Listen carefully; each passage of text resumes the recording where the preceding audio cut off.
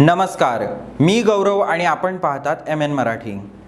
Air स्ट्राईकमध्ये एकाही पाकिस्तानी सैनिकाचा मृत्यू नाही, सुषमा स्वराज यांनी केले उघड। विदेश मंत्री सुषमा स्वराज यांनी भारताने पाकिस्तानच्या हद्दीत घुसून केलेल्या एअर स्ट्राईक बाबत महत्त्वपूर्ण वक्तव्य केले आहे। बालाकोटच्या कारवाईत एकाही पाकिस्तानी सैन्याचा किंवा नागरिकाचा मृत्यू झाला नसल्याचे सत्य स्वराज यांनी उघड केले आहे। अहमदाबाद येथे भाजपच्या महिला पदाधिकाऱ्यांना संबोधित करताना स्वराज यांनी ही बाब स्पष्ट केली। जैश-ए-मोहम्मद कडून 14 फेब्रुवारी रोजी पुलवामा येथे दहशतवादी हल्ला घडवून आणण्यात आला होता। या हल्ल्यात CRPFचे 40 जवान शहीद झाले होते।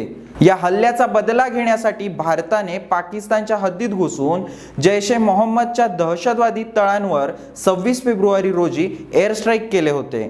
तसेच पाकिस्तानच्या हद्दीत घुसून एअर स्ट्राईक केल्याचे भारतानेही आंतरराष्ट्रीय पातळीवर सांगितले होते।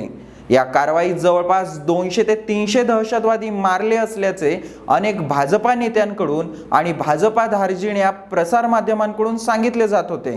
परंतु भारताने केलेल्या कारवाईत किती दहशतवादी मारले गेले यावर बोलण्यास स्वराज यांनी हेतुपुरस्पर टाळाटाळ केली आहे। या कारवाईत कुठल्याही पाकिस्तानी नागरिकांचा किंवा सैन्याचा मृत्यू झाला नसल्याचे सुषमा स्वराज यांनी सांगितले आहे। सुषमा स्वराज यांच्या वक्तव्यानंतर पाकिस्तानी सैन्याचे प्रवक्ते आसिफ गफूर यांनी प्रतिक्रिया दिली आहे की अखेर सत्य हे समोर आलेच। त्याचप्रमाणे 2016 मधील सर्जिकल स्ट्राईकचेही सत्य समोर येईल। तसेच पाकिस्तानच्या 2 विमानांना पाडण्यात आल्याचे आणि F-16 बाबतही लवकरच सत्य बाहेर येईल असा खोचक टोला त्यांनी लावला आहे।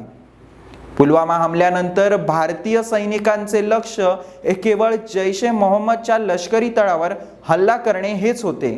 या घटनेचा वापर येत्या निवडणुकीत राजकीय पोळी शेकण्यासाठी भाजपा करू इच्छित होती।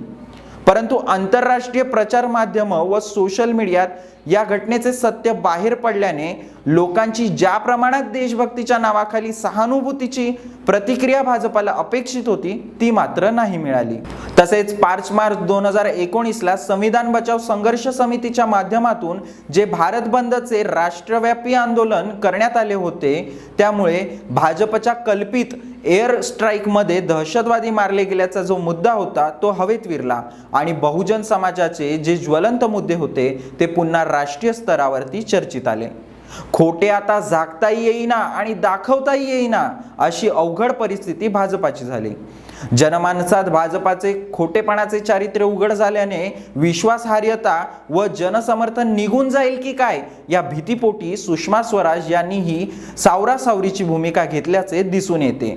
आतापर्यंत इतकेच। आपण पाहत राहा MN मराठी। धन्यवाद।